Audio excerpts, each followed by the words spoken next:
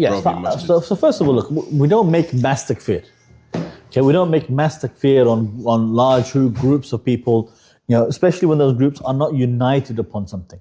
So where there is a relevance to grouping people as kuffar is only if they are a new deen, meaning the basis that they're all united together, the thing that we're describing them by, is itself a new religion or is a matter of clear kufr. So for example, when we say Alawis or Nusayris, Alawis by definition are those who say that Ali is Allah. You cannot be Alawi if you don't believe Ali is Allah. Therefore, every Alawi is kafir because their main feature that makes them what they are is major kufr, takes you outside of Islam. Qadianis, the main feature of the Qadianis is that they believe in a prophet after Muhammad sallallahu alaihi wasallam. So they are kafir. That's not true of Brelvis. It's not true of other sects. It's certainly not true of jama'at and groups. So you cannot generalize in that way unless the main thing that they're united upon is itself clear kufr. So Brelvis, they are just a sect of Hanafis, or they are a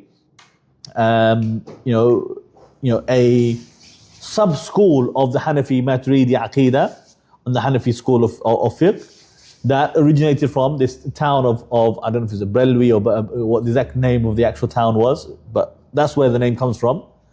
I believe it's in India.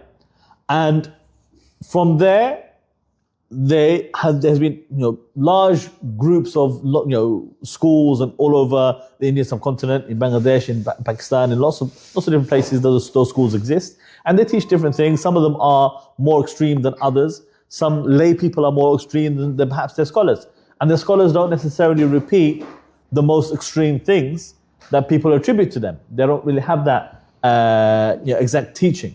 So it's not correct to define them by features of clear kufr. So for example, somebody said, Brelvis worship the graves. Not every Brelvi worships the grave.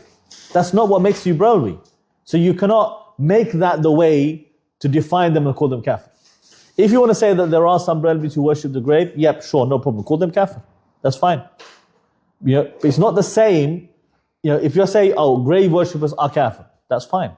That's not the same as saying Brelvis are kafir.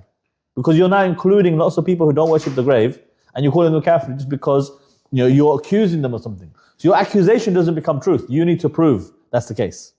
Okay? So I hope that makes sense, inshallah.